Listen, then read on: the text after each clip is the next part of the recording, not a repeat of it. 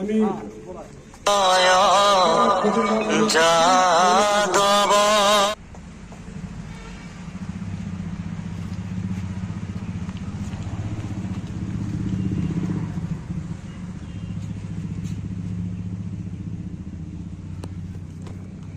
বিশেষ প্ৰতিবেদন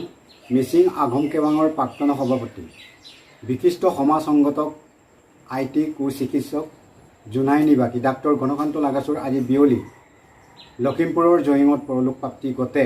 উল্লেখ্য যে মিচিং আঘোম কেবাঙৰ প্ৰাক্তন সভাপতি ডক্টৰ গণকান্ত লাগাছুৱে স্বাস্থ্য বিষয়া হিচাপে চৰকাৰী চাকৰিৰ পৰা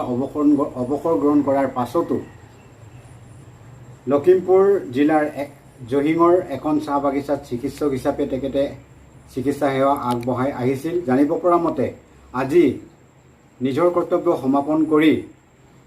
নিজৰ হাবাগৃহত জিৰণি লৈ থকা সময়তে ডক্টৰ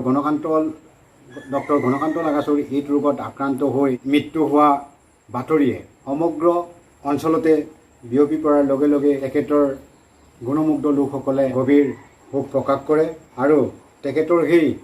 মৃত্যুৰ বাতৰি পোৱাৰ লগে লগে মিচিং কেন্দ্ৰীয় আঘোম কেবাং তথা বিভিন্ন দল সংগঠন ঢাকা মিচিং পৰিণ কেবাং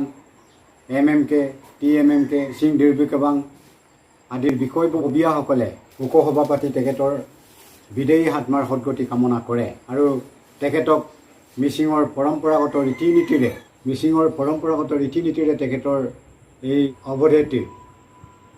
সৎকাৰ কৰা আমি পৰিলক্ষিত হৈছে। আজিৰ সেই চাওঁ আহক আজিৰ সেই বিশেষ প্ৰতিবেদনটি।